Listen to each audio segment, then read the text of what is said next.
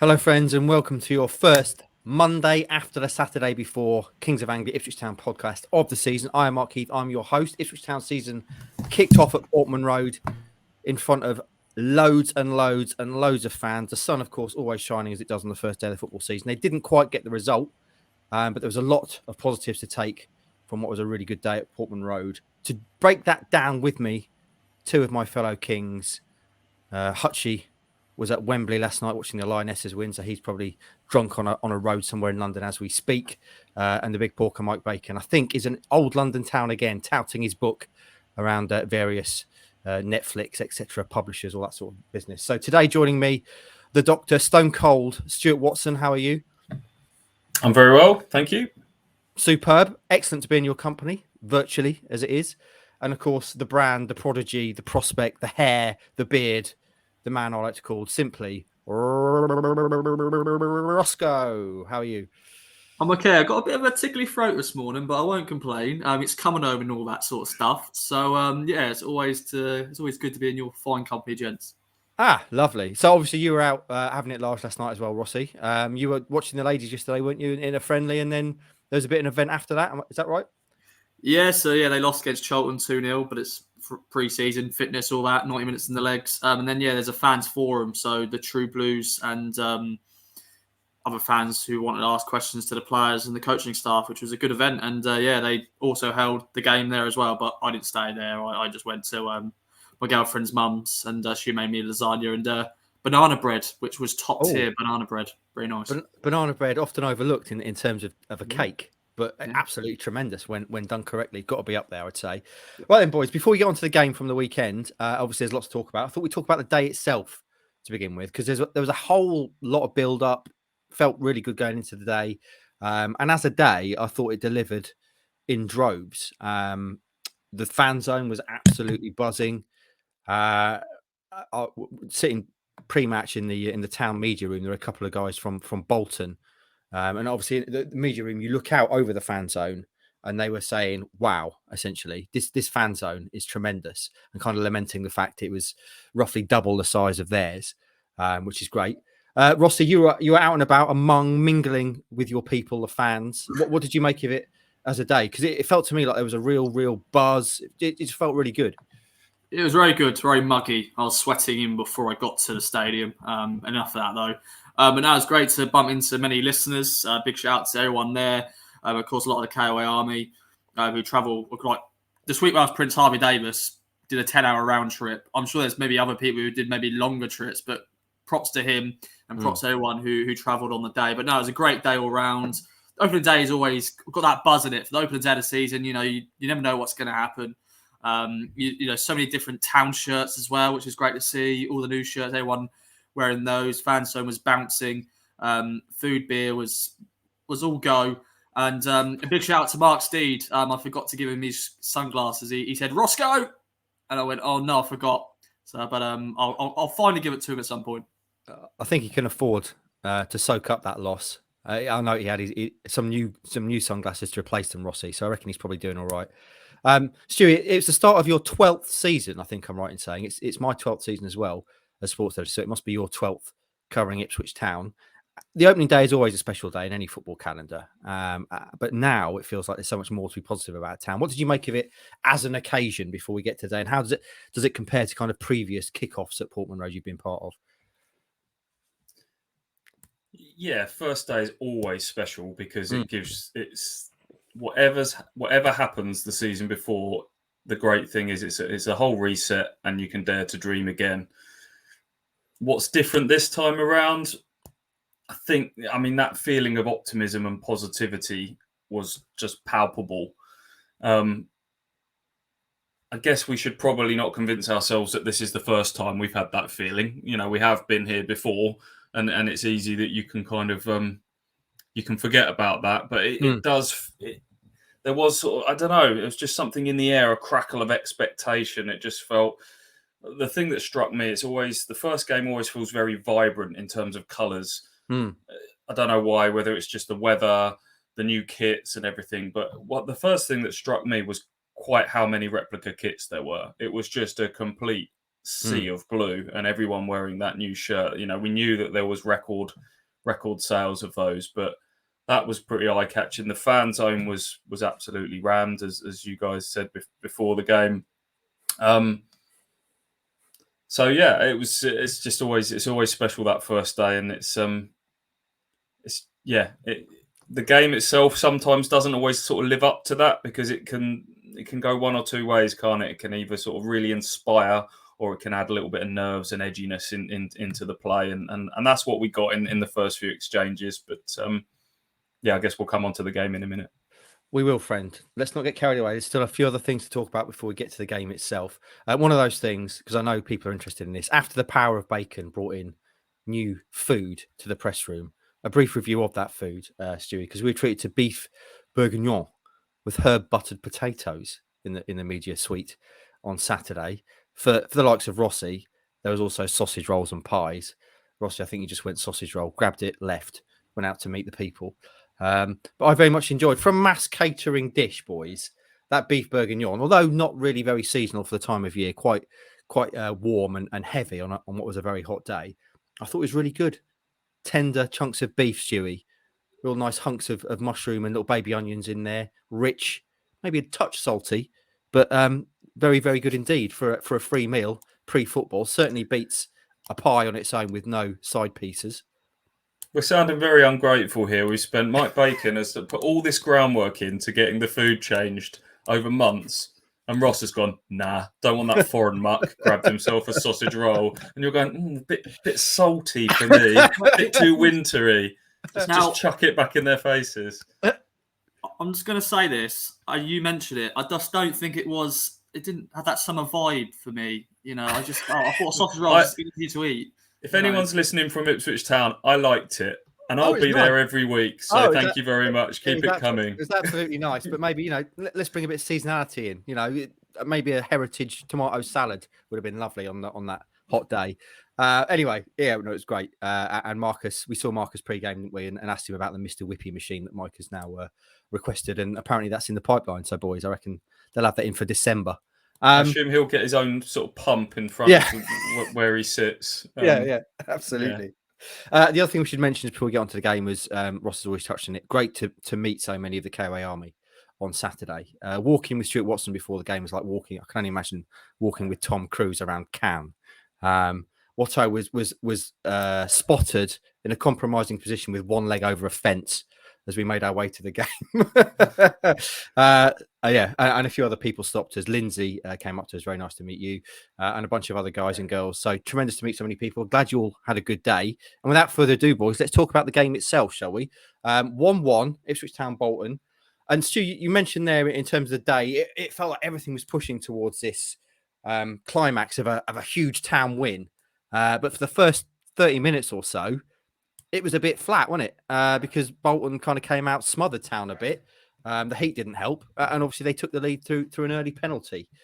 So what did you make of the opening exchanges, Stuart, and that penalty? Yeah, I in my boot room preview with yourself. Oh, here we go. This will never happen again, I don't think. So I'm going to put this on record. I got the team exactly spot on and the scoreline spot on. As we sat there before the game started and the music was booming and the hairs on the back of the neck stood up, I said to Andy, not only did I say I went for 1-1, I said, I think Bolton are going to lead, might get a little bit edgy. The subs will make a difference and it will be 1-1. Okay, the equaliser came before the subs, but I think that was a pretty good set of predictions. I'm not sure I'll get there again, but it was an edgy start in, as you say, hot, sticky, oppressive, humid heat. It's not the usual sort of glorious sunshine of an opening day. It was just sort of very, very muggy, wasn't it? And I think the phrase "swamped" has been used quite a few times from Bolton. They pressed high. They stopped Ipswich being able to kind of play out from the back and get their possession game going. The defence were quite often forced to sort of bypass the midfield and go long. And Bolton sort of kept picking up the bits and pieces. And coupled with that, they get the lead through a pretty soft penalty. from Leif Davis, just running across the hills, soft/clumsy, however you want to describe that one, and to go 1-0 down after 25 minutes, you're thinking big test of character now, big test of that sort of running towards adversity mantra that the owners have really been pushing over the last few months. Penalty, Rossi. I don't know where you were pitch side. I don't know if you were close to that sort of area, but from where we were up top, my first reaction was, "Whoa, that's soft." And then I asked a few people who are obviously watching elsewhere and a bit close to the action, and they all said they thought it probably was a penalty. It's one of those ones where he's given the ref a decision to make, hasn't he? To use a footballing cliche, he's kind of run across him, and Davis has stuck his foot out kind of instinctively, and he's given the opportunity there to go over, and he duly did. What were you close to that, Rossi, where you were? I was the other side of the goal at the north stand, so I unfortunately didn't have the best of angles. But once again, I asked around at half time. I went and asked some of the people. I think I asked good old Bonnet from the view from the U2, and it looked soft, but Leif Davis made that referee's decision really because the player got into the box and he put his toe out, and it's one of those really. I think if it comes against you, you're like, but when it's for you, you're like, it's penalty all day. But it's one of those moments in games. It just happens, doesn't it? I think had it been at the other end, everyone would have been saying that should have been a penalty for Town. So, although it was potentially soft.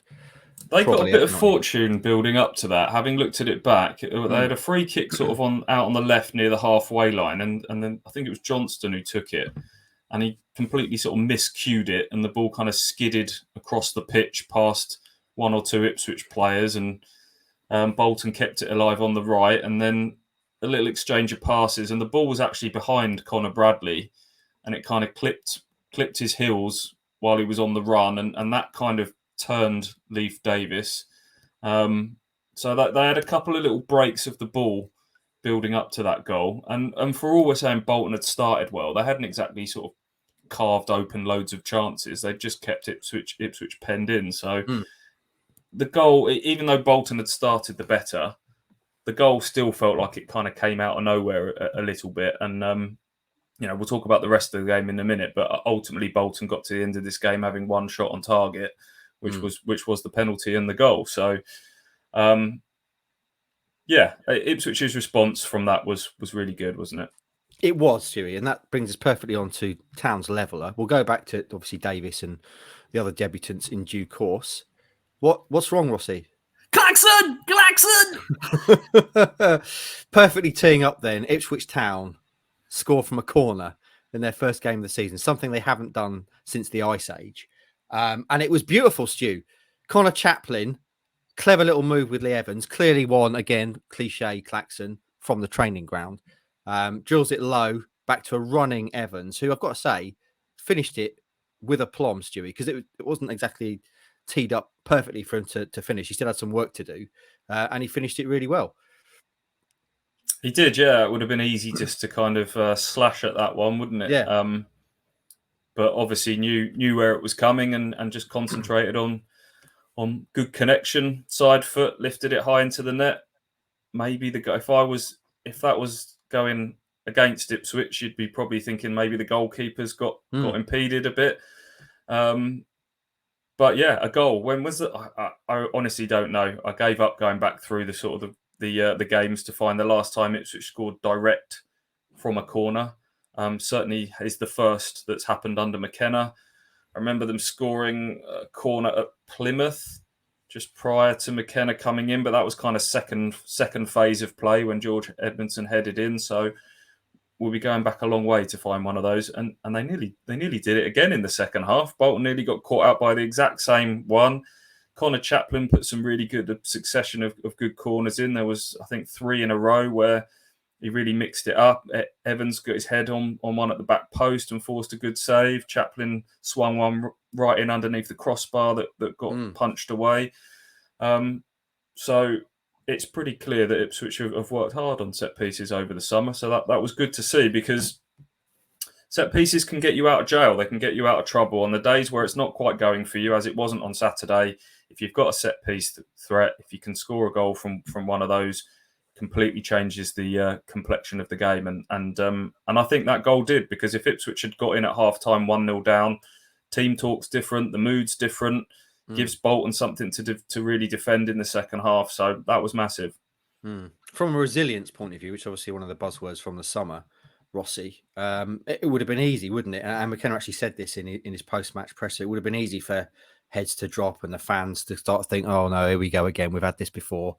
Big build-up and we're going to lose at home on the opening day of the season. But it was so important, wasn't it, that they showed that resilience and got that goal before half-time, like Stewie says. Yeah, sort of go back quickly on set pieces. Sometimes I don't even bother watching it. So we're not going to score from this. But this time, when I'm believing in these boys, I'm believing in them, and I think that just brought the stadium back to life a little bit. As you said, I'm sure there's some fans go, "Oh, here we go, same old Ipswich going behind." Bolton, though, fair play to them, they're a good side. Although we were better off them definitely in the second half. But yeah, I'm pleased that the boy got stuck in. Morsey, I'm sure, was not happy with the first 20 minutes or so. But hopefully now we can, come back from losing positions and get a point, get a win. And that's just good to see.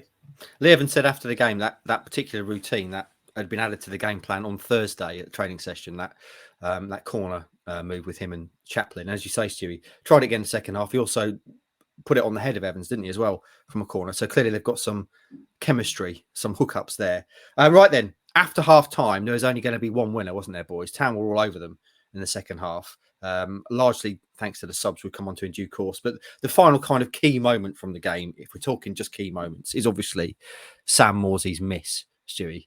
At the end of the game, Wes Burns races away down the side. Everyone's off their feet, puts it in perfect to Morsey, steaming into the box like he's proven that he can do, and he just fluffs it. It comes onto him in stride on his left foot, I guess, which is probably not the foot he'd wanted, ideally. But everyone was up, weren't they? And then, the roof would have been absolutely raised because Ipswich had been knocking on the door in that second half. Bolton's high press, those muggy conditions, was always going to lead to a bit of physical fatigue. I think once Ipswich had got over some of those early emotional nerves, the game completely flipped, and the substitutes injected some real energy. And that would have been one of those goals where you can kind of see it, as you say, sort of unfolding in front of you. Burns nicked it on halfway, just ahead of his marker. Then you get that huge roar. We had our heads down at that stage, sort of writing intros and getting stuff. And then that roar, all the heads in the press box snap up. You see Burns charging down there, and you can see it unfolding before you. You can see Morsey sprinting. You can see the ball being tucked back. It was all there. And sadly, the shot lacked a little bit of conviction, didn't it? Left-footed, didn't really get hold of it. And straight at the goalkeeper who saved with his legs, which was such a shame because I think that second half performance deserved 3 points. Absolutely. I thought Morsey generally was absolutely tremendous though in the game itself. We'll maybe come on to kind of standout performers in due course, but I thought Morsey was brilliant. So that's the game itself. Let's talk about the debutants, boys, because that going into the game, I guess, was the kind of interest when you see the team, which, as you say, Stu, you absolutely nailed spot on. So 3 people making their full debuts at Portman Road. Leif Davis gave away a penalty. Marcus Harness, and of course the striker Freddie Ladapo. Rossco, what did you make of those 3 on their debuts? Clearly, one of them will probably not be happy. I don't know if all 3 of them may not be happy, but certainly Leif Davis, you would say, come away probably thinking I could have had a better debut. Yeah, coming in straight away, fair play to the lad. He's just come back from Australia, and I know he's had a bit of pre-season with Leeds, but he's only, met his teammates, Monday, Tuesday, whenever it was. So him coming straight into the team, and not the greatest of debuts, tripping the player for the penalty, then getting booked as well, and of course getting subbed off. It's never great, but that was probably maybe on the cards, possibly maybe from McKenna. Maybe that was always going to be the plan on the hour mark, whatever it was, because Greg Lee has done really well in pre-season, and that segues nicely onto Greg Lee. He also made his debut. Adapo, I thought worked hard, and I thought he did what he could do. I know there's been a few people sort of moaning about it already. Why isn't he scored? He's our striker. He should be scoring the goals. I'll put 22 goals, so that's one game now done. He hasn't scored. But I thought he worked hard, and I just think he just got knackered at the end because he was up front on his own. And then Marcus Harness, once again, he did what he did, but he didn't really stand out for me. But I think, it's early doors for him. But overall, Leith Davis, not a debut to remember for him. Yeah, there was one point, wasn't there? I mean, obviously he didn't have the best debut, but there was a couple of times in the second half he kind of got to open his legs up and go forward, which I was pleased for because that would have given him some confidence before he came off. What did you make of the debutants, Stewie? Those three that I've just mentioned. Yeah, the debate around Davis and Harness has to be framed by the fact that Harness was less than a fortnight ago. Davis straight off the plane on Monday to come to Portman Road and sign. I can see why McKenna wants to, the two guys that they've spent a little bit of money on, wants to just get them in and get them up to speed. Some managers might have said, oh, well, we'll hold fire. And that would have been easy to do given the form of Greg Lee and Tyrese John Jules in the warm-up games leading up to it. Just think we'll hold the new guys back. But McKenna took the view that we'll just chuck them in at the deep end. They're going to be important players to us. So let's get them going. And I think Ross is right. The plan was always... judging from what McKenna said afterwards, was to kind of give them an hour and then make that double change with Lee and John Jules coming on. And there's no doubt about it. Ipswich's left side functioned a lot better. I think you've always got to say, and we talked about Ladapo a little bit there. I thought he had a pretty decent game actually. It's always hard playing as the lone striker up against three centre halves, particularly one big man in Santos, who he had a really good battle with, and I thought he sort of maybe landed a few of the body punches that sort of buttered them up a little bit. That's it's easy to then go, oh, the subs did amazing, but then you're coming on against tired legs and it's set up for you a little bit better. So more to come from both Davis and John Jewell and Harness. Far too early to judge them, I think, but all credit to the substitutes who came on and made a real difference. Yeah, that's probably the main talking point coming away from the game, I would say, is the subs. Just going back, though, Stu, I definitely agree with you on Freddie Ladapo. I've seen some comments after the game saying, oh, we still need a striker, all that kind of stuff. But I thought he worked really hard. Coming in from Rotherham, one of the knocks on him is the effort there. Does he put forth the effort? What's the work rate like? And I thought he was tremendous in that regard on Saturday. Clearly a big physical guy, really knocking people around and making a nuisance of himself. And I've got to say, if he continues to play like that for the rest of the season, I'll be more than happy with him. Yeah, what I liked about him is I think sort of from pre-season, I'd got it in my head that his biggest threat was sort of running in behind, running the channels, doing all that, pace. But from what I saw on Saturday, he can also sort of drop in and back to goal and quite strong and hold the ball up and link a little bit as well. So that made me a little bit more confident that he's got some all-rounder qualities that are certainly required to play that central striker role. It wasn't like he had a hatful of chances or anything like that. They were sort of half chances that came his way. So I thought his all-round game was pretty decent, and I think he helped sort of lay the foundations for that late push from Ipswich when the fresh legs came on. Fresh legs then, Stu. Perfect segue. Subs came on, 4 of them in total.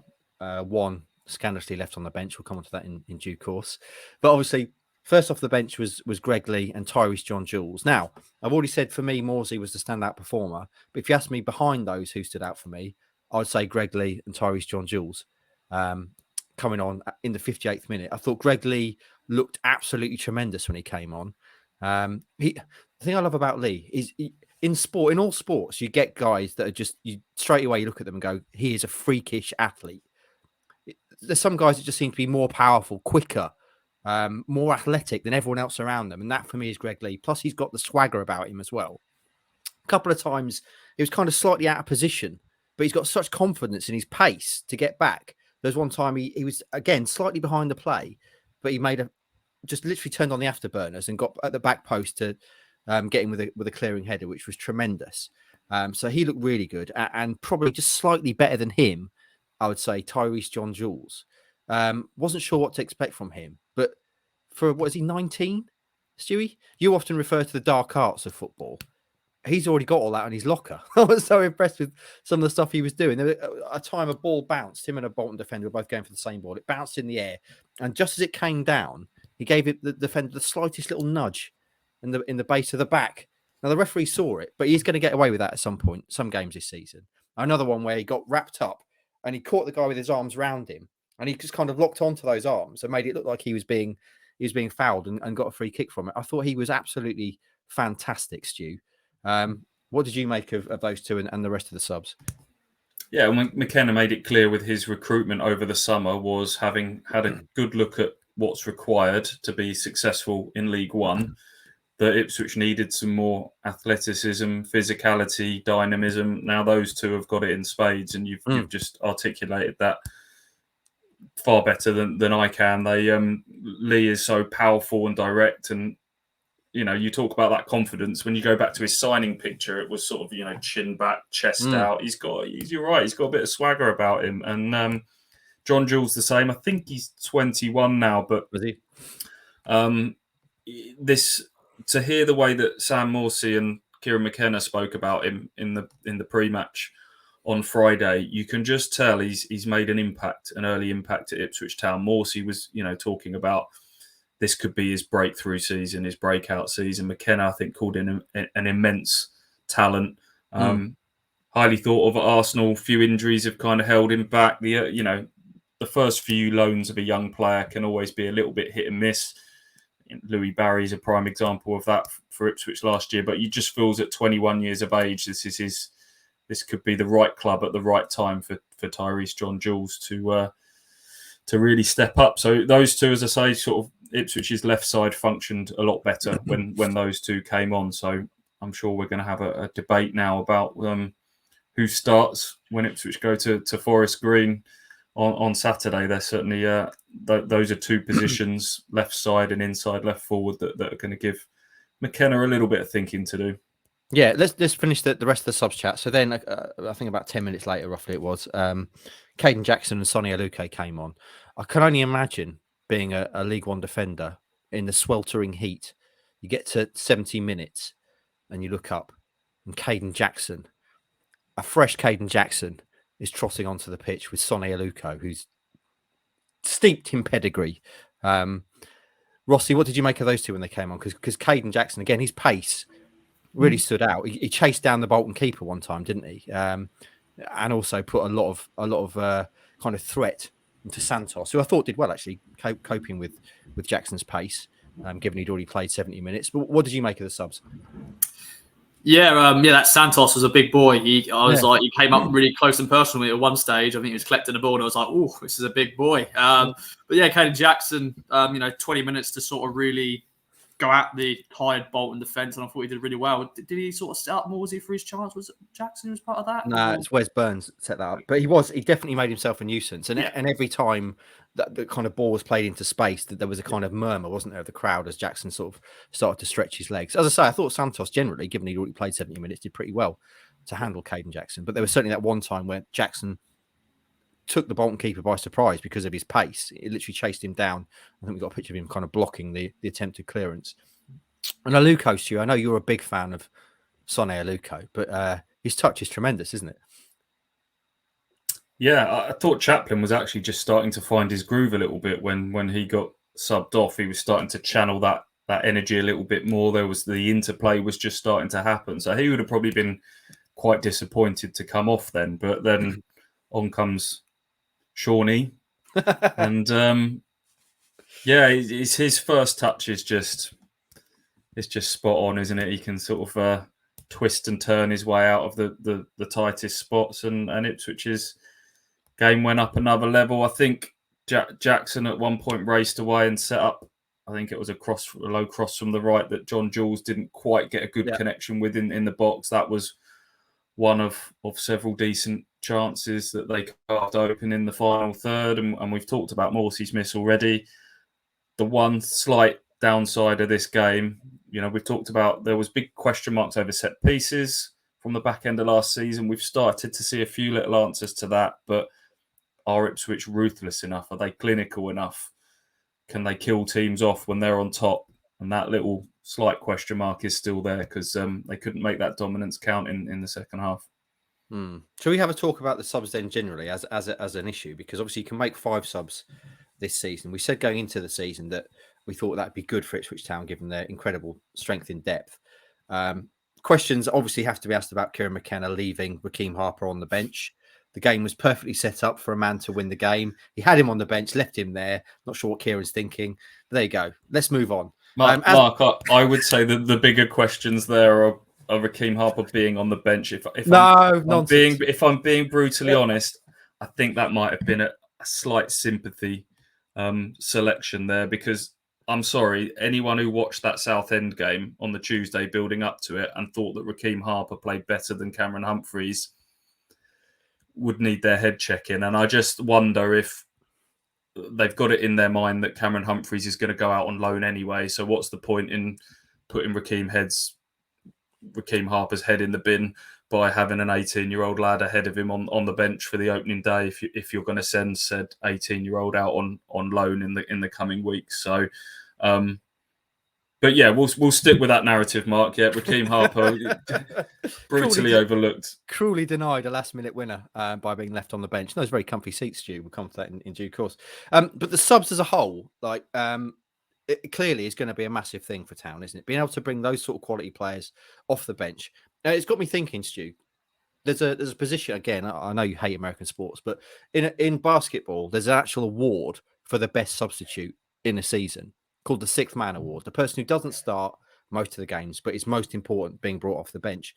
And I kind of feel like with these new 5 subs in football, that could almost become a position again in football. The man that comes off the bench at half time, or 58 minutes like the boys did on Saturday, and turns the game. Because you look at what Town have got, Caden Jackson, you would imagine would be a contender for that sort of thing with his pace. Someone like Carl Edwards, who we didn't see at all in the squad on the bench on Saturday. Tyrese John Jules, although you imagine he's going to be starting at some point. For me, Stu, this rule could be absolutely brilliant for Town. Yeah, it could be. It's a tough sell to players to go, you're our impact sub. Yeah, I don't care who you are, and some managers will be able to go, you're more important than our starters. We get games to a certain point, and you can come on and be our match winners. They want to start, and if you're, this is the debate now, isn't it? Go, well, that actually certain players will be better holding them back to be substitutes or whatever. It's like, if they're that good, if they're one of your better players, then have them on the pitch for longer, and that's the debate we're going to get to. Obviously, we hope if Ipswich do okay in the cups, which will be an unusual feeling. The season can get towards 60 odd games, and there'll come moments where the squad will have to get rotated and injuries will strike and things like that. But certainly the squad looks very healthy, doesn't it? When you look at the options for every position, there's two for every position. I think there were 6 players that didn't even make the 18 at the weekend, and one being Carl Edwards, another being Kane Vincent-Young. So, I think when we get to the sort of the depths of winter, that those sort of options should give Ipswich the chance to kind of break out from others. Carl Edwards' early shout could be Town's 6th man or 12th man in terms of football of the season. Yes, Rossi? Continuous shout on subs. That's why I put Sonny Luco as my MVP this year, because I don't think he's going to start every week, but when he does come off the bench, proved he was really classy, some great touches. I think he's going to be that main man. Once again, I know he's at the end of his career now, and he probably doesn't want to be coming off the bench, week in week. I'm sure he wants to start, but I think he's going to be that key man on that bench, coming on and just add that little bit of creative sparks. That's my thinking behind him being MVP this year. There we go. Just explain that. Rossi, I don't think a substitute can be your most valuable player. I would argue against that. I don't think that's the definition of most valuable player. But I take. We'll see. Let's see what happens. It's still only one game into the season. Rossi, the obvious kind of debate around the subs after this game was, like Stu said, when Greg Lee and TJJ came on, they gave Town a real lift. And the argument is, I've seen it already on social media. Lee needs to start next week. Tyrese John Jules needs to start next week. Where do you stand on that? Because clearly If you do that, you're then going to put your £1 million left back.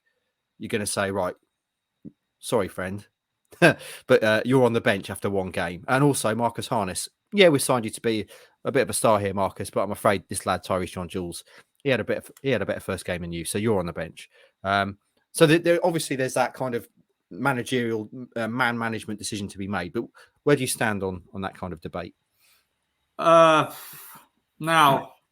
Greg Lee is my boy. I like Greg Lee. He played really well. I was impressed with him. A few times where he's so athletic in terms of like jumping up and headers. I was just watching him in awe, like wow. Yeah. But yeah, it's a weird one really because we just spent £1 million plus whatever on Leif Davis, and I'm already thinking, we're going to drop him, bring in Greg Lee, who's just come on a free from Morecambe. And it is a very interesting debate because you're not really, I don't know, would you say you're not really dropping these players, but you are, if you know what I mean, because it's the open day of the season. I don't think McKenna's probably got his starting lineup just yet sorted. I think you wanted to see how Marcus Harness and Leif Davis got on in the first game of the season. And then, as you said, he had that plan out on the hour mark, replacing them. It's a hard one. I'd probably bring in Greg Lee for the game against Forest Green. I thought he did really well. I'm not saying we're dropping Leif Davis because he conceded a penalty and got a yellow card, but I just thought Greg Lee did really well when he came on. I think he deserves to start. And John Jules did really well as well. So, actually, you know what? We're dropping Harness and Leif Davis already and bringing in the two lads. But yeah, it's an interesting one because, what do you say to these players? Are we dropping you? But I don't know. We're going to have this debate a lot, I sense, this season. And obviously, McKenna's talked about not really having a first team, as it were, and there being a lot of rotation going on. Stewie, where do you stand on this? I know what I'd do. Yeah.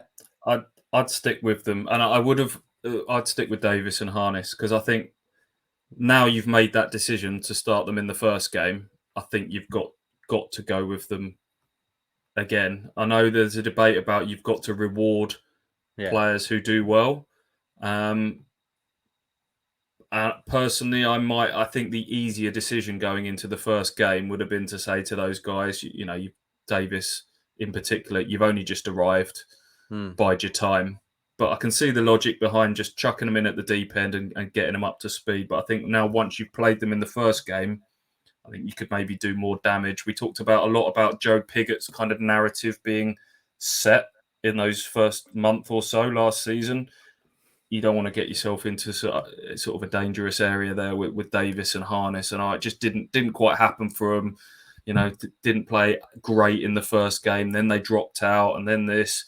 I think obviously there's a League Cup game coming up against Colchester. That will probably be the chance for Lee or John Jules to get in. And look, if they keep performing the way they did on Saturday, then there might come a point where it becomes impossible to overlook them, but to do it after one game, I think could be more damaging. I think I would lean slightly towards your side of the fence, Stewie. I can definitely see the argument. My instinct was start them both at Forest Green, but I think given everything we've just discussed, the potential damage to players we brought in to be an important part of the side, to drop, and it would be dropping them after one game to be replaced, I think was probably a little bit too much. But I do think Greg Lee, especially, I think at some point in this season, he's going to be forcing his way into the side if he continues to play the way he plays.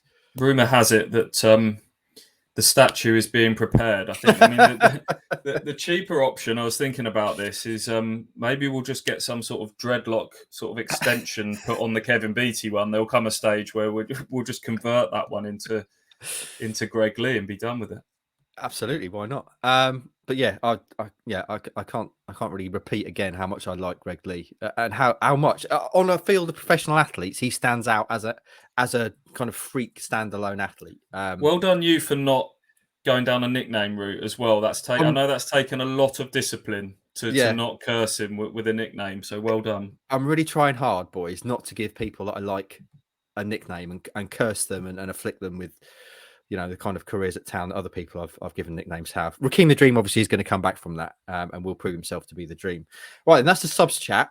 Rossi, Stewie, I want to know other takeaways from the game. Who else stood out for you and who may be in terms of concerns? This has been quite a positive podcast, Stewie, but as you pointed out, Town didn't win a game they should have won. They had plenty of chances, and that old kind of nagging, have we got the kind of finishing prowess that we need to if we're going to really be up there? you could argue it's a valid question. So, who else stood out for you, Stuart? And maybe what other concerns, if any, do you have? Yeah, that sort of clinical, ruthless cutting edge is probably the main sort of concern that's kind of rolled on from the back end of last season, from that 90 minutes. Overall, I think the good outweighed the bad. I think that's a decent start. I think Bolton, as I said in the prediction thing, I've got them in my top two. I think they'll be up there. Game that they should have won, a game that they could have lost as well. So a draw's not the end of the world. Yeah, I don't know. Is there anyone else that we need to mention, do you think, in terms of performances? I'd quite like to shout out Janoy Donasian. I know he's Mr. Consistent, Mr. 7 out of 10.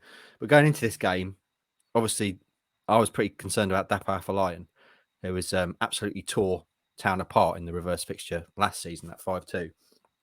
And obviously, he's on Janoy's side.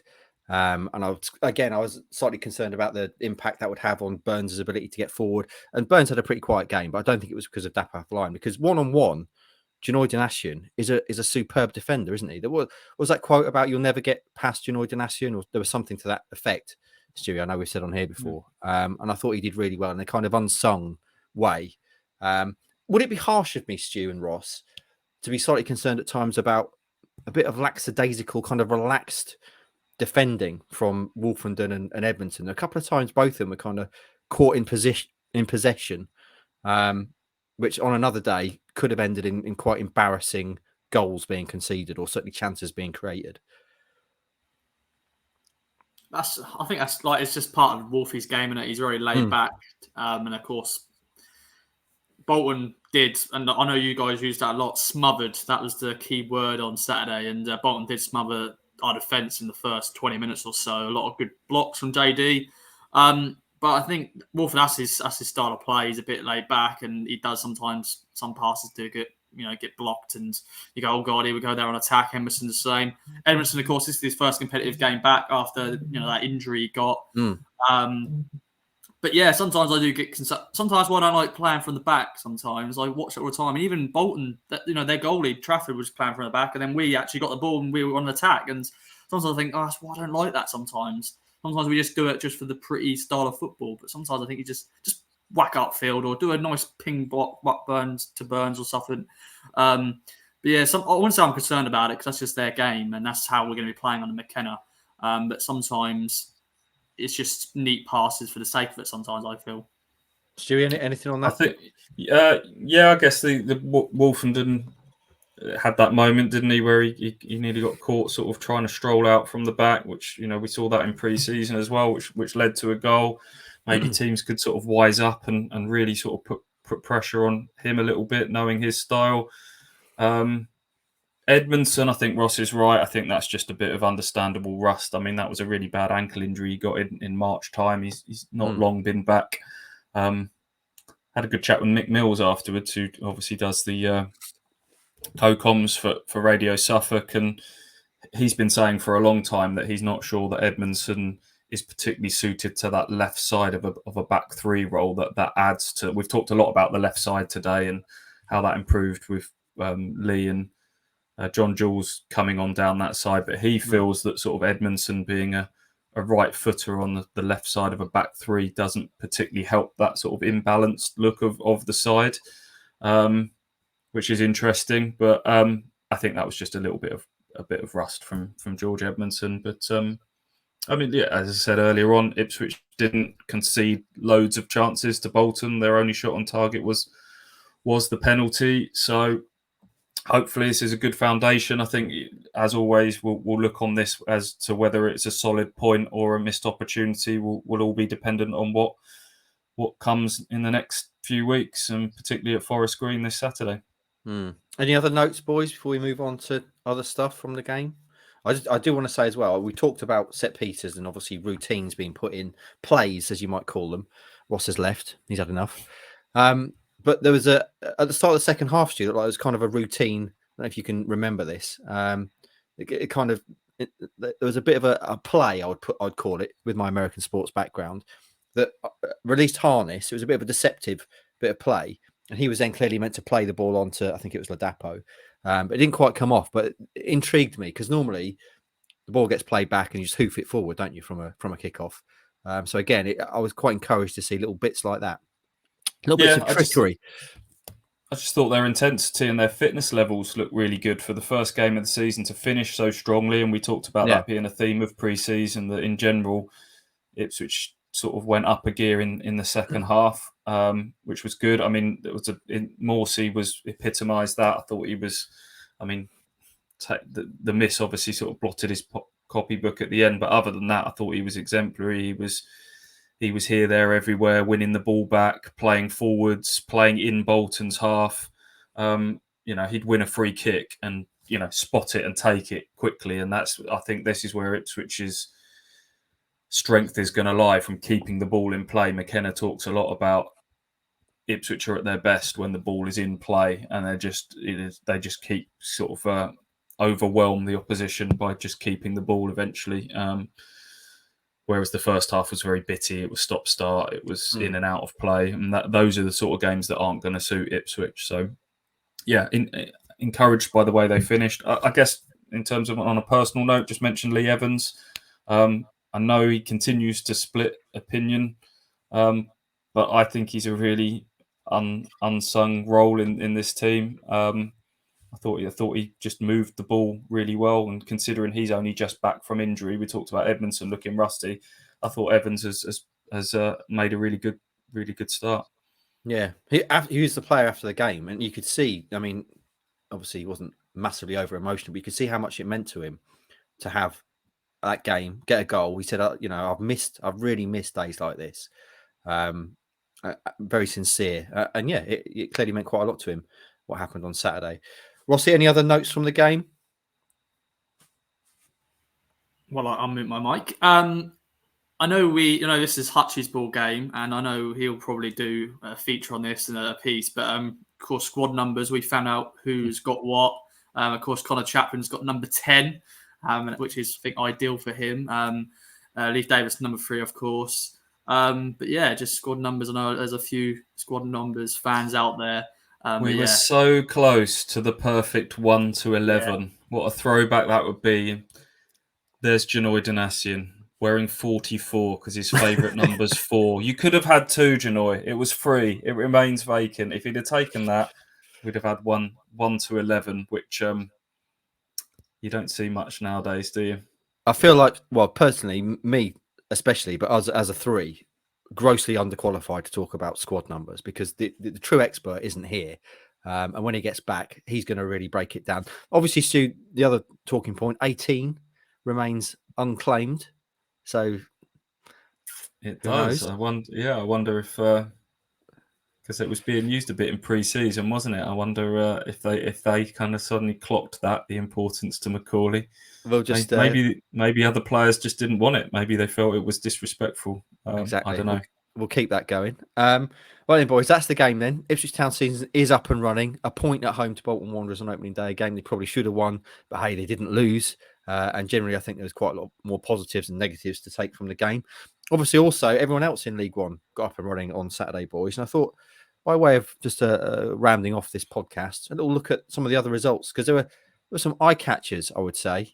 Derby County beat Oxford at home 1-0 in front of 31,000 fans at Pride Park. Conor Horahain, formerly of this parish, got the goal. Cambridge, Rossi, your dark horse, they started by beating MK Dons at home 1-0. Very interesting. Forest Green, the next opposition for Town, they had a good result, winning at Bristol Rovers on opening day 2-1. And obviously the game of the day was at Hillsborough. Sheffield Wednesday 3, Portsmouth 3. Joe Piggott played 88 minutes and got an assist in that game. Anything that caught your eyes, boys, in terms of results? I know we're very much focused on Ipswich Town, but clearly there's always going to be interest elsewhere. I'll far away, Stu. Peterborough, they were 2-0 down against Cheltenham, and they went on to win 3-2. And Johnson Clark-Harris, of course, on the score sheet for them, I think twice. And Jack Marriott as well. I forgot Jack Marriott was there. So he'll be coming up against Town. But that is a standout because, yeah, they were 2-0 down. against Cheltenham and for them to come back. So that could be a thing. And Charlton as well. And Accrington, that was another feisty game, a 2-2 draw, 2 late goals to get a draw. Scott Fraser was on the score sheet. Apparently, he's looking like a Scott Fraser of MK Dons of old. So, interesting. We'll see. I see Barnsley got beat as well at Plymouth in their first game back in the 3rd tier. Stu, anything else to mention on those? Did any pique your interest, any of those results? I see there's been a lot of talk about Piggott and Colby Bishop hitting it off from the start for Portsmouth. They do intrigue me this year, especially with Dane Scarlett coming in and being added to that. There was a stage where they didn't have any strikers, but they've looked to put together a decent little forward unit for League One. It's early days, isn't it? As we all know, the table doesn't take shape until, what do we say officially, 10 games in? Is it 10 games? I don't know. We change that every season depending on how Town are doing. Certainly after 4 games, Town will not be in the bottom half. As you know, I've already said that. Of course. Absolutely. Right then, friends, by way of starting to roll towards the inevitable outro, a couple of things to tease. If you've not consumed them, go back and do so. Me and Stu were afforded a peek behind the curtain at Portman Road on Thursday. Really good access we had there, Stu. It was really good, wasn't it? To go into the tunnel area, see those new murals, sit in those really comfy new seats that McKenna and the subs and the rest of the team have got, and see various other things, the advertising, digital advertising boards, and the big screen. Where we were, Rossi, we could not see the big screen. We're right up in the stand. We're blocked off by the roof of the stand, so we can't see the big screen at all. And I've noted some moans about it, saying for a big screen it's rather diminutive, and I couldn't really read anything that was on there. From pitch side, what was your take on it? I've done it again. It wasn't too bad, because of course I got my big lens, so I zoomed in so I could see it. But in terms of the time, the team, you couldn't really see it from say the north stand end. But of course, when you're up close and personal, you can see it very well. And yeah, it's just one of those things. I don't think they can make the font any bigger, can they? I don't know. It's just one of those things. If you're close to it, you can see it. If you're far back, you just can't see it. But I think it's a nice extra addition to the ground, of course, because just to see the line up there and everything, and they show some of the highlights of the goals, which is good. They did an interview with Carl Edwards at half time. But yeah, it's just a nice addition. I love the hoardings as well, the advertising hoardings. It just, we said this already, when it's under lights, that's going to look amazing. I think there were things like that, like the digital advertising boarding. It's just something you expect to see now at a kind of top level club, isn't it? So to see it at Portman Road, I thought was really good. Stu, we got a free pint as well on Thursday, which I think was probably the highlight of the build up to the season for me. They poured us one of the San Miguel pints in the new recyclable pint cups they've got, plastic free, trying to cut single use plastics, very very laudable. And we had a sip for the camera, didn't we, Stu? And then kind of sheepishly kind of put it like this, and they went, "No, you got to finish it." And we were like, "Oh, what, really? Oh, all right, then, if we have to." What did you make of that little peek behind the curtain? It's on YouTube now. If you've not seen it, go back and watch it, because obviously, although we were involved in it, I would say it's worth watching. Let's be honest. When you heard San Miguel was on tap, that was basically the reason behind asking to do that whole video, wasn't it? It was a whole charade to get a free pint. That final shot was essentially the whole motivating behind that video. So fortunately, it came to fruition, and they were quite happy for us to polish off the pint, which was lovely. There was a moment on Thursday as we're walking down the side of the Portman Road pitch to go and sit in Kieran McKenna's new chairs with half a pint of San Miguel in our hands. I thought, this job is nonsense. This is unbelievable. We're getting paid for this. Like people would actually pay for this kind of opportunity. We're getting paid. It's brilliant. Anyway, and the other thing I want to tease, Rossi, is a new feature which was started quite, I would say, haphazardly on Saturday. What we're calling it, Kings of Anglia Keepy Ups challenge, something like that. Yeah. So essentially, the idea is we'll do it at every home game in the fan zone. Rossi will be wandering around with a ball which he'd stolen from someone, and we're going to ask people to do keepy ups. It's the most continuous keepy ups you can do in 30 seconds.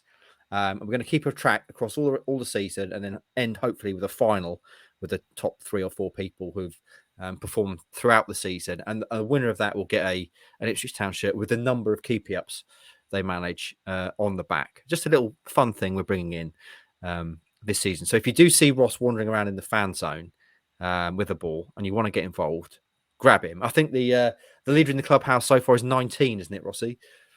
Yeah, I forgot the person's name, but props to you. The video will be out today on Monday, so look out for that. And yeah, we've got a leading man so far. There's one guy got 7.5. I gave him the half because he sort of hit him, then it didn't. Yeah, it's one of those. Yeah, it doesn't look like he's going to be a contention, but definitely if you want to get involved in that, just grab Rossi or message Rossi and let him know. The more the merrier in terms of that. Just a little fun thing we're doing this season. Stewie, anything else to mention? Any other business before we take our leave? 55 minutes of podcast gold it's been to at this point. No other business. No, I think there's. We'll do a preview when we. Oh, Ross is gone. He's had enough.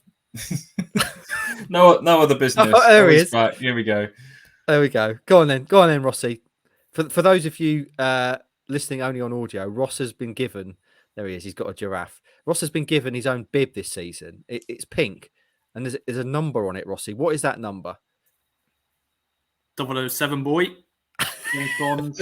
the Suffolk Bond from Ipswich with love. Yeah. So Ross is now James Bond, which I think we can have quite a lot of fun with. If more Johnny English than James Bond, I think. Those photoshoppers out there among the KOA army, on you go, because we've got Ross, James Bond. There's all sorts of manner of possibilities there. Patrick Palmer and others. If you want to get involved, I really do like the idea of Ross as James Bond. Yeah. So that's again the lack of being able to drive is really going to hold you back as James Bond. I think, Ross. Casino Royale wouldn't have quite that same kind of epic car chase, would it? If Ross is on a bus, hold on, or on his phone trying to get Liam to give him a lift. Liam, I've got to chase this international criminal. You can just press the gadgets.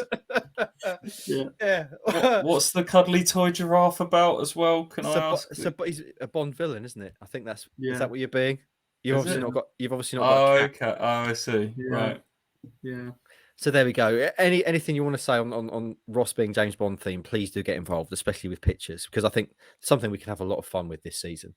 Right then, friends, Ipswich Town season is up and running. They didn't lose, they didn't win, but there's a lot of positives to take from their first day at Portman Road. Please support our sponsors, Manscaped. Use the code KOA at manscaped.com for 20% off and free delivery on all excellent clobber.